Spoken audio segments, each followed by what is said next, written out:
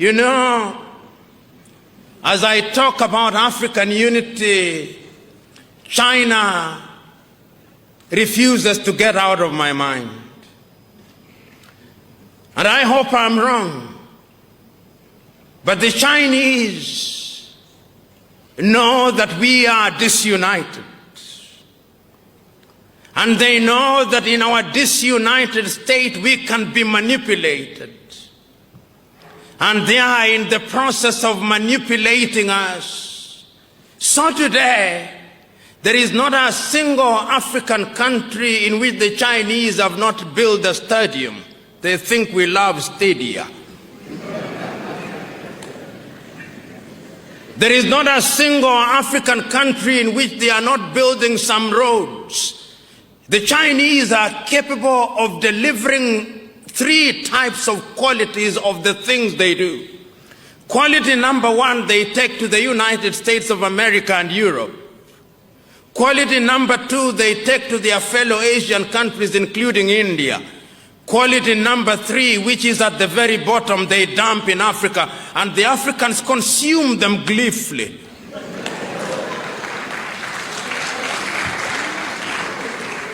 And it's because of our disunity, we are incapable of speaking with one voice.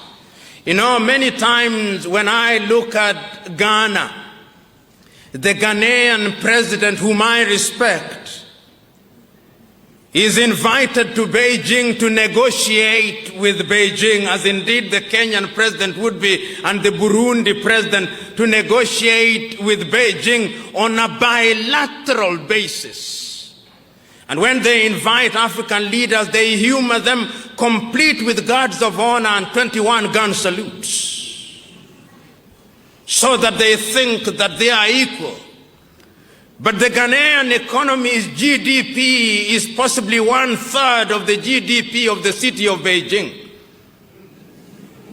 The Burundian economy is only $2 billion United States dollars, which is the same amount that an American professional boxer earns in 1 year. The economy of Benin is smaller than Coca-Cola's advertising budget for 1 year. In other words, African economies are Mickey Mouse economies which cannot compete. And because we are disunited, we are incapable of moving as one unit. The European Union wants to have what they call bilateral negotiations with Benin. The European Union's combined economy, perhaps the largest market in the world today, is something in the neighborhood of 14 trillion United States dollars if you combine the European Union economy, and you have bilateral negotiations with Benin. That is smaller than the turnover of Standard Chartered Bank. In other words, the president of Standard Chartered Bank could very well be the one negotiating with the president of Benin, if we were to be realistic. But that is because we are disunited. And I'm submitting to us that the only antidote to that is our unity.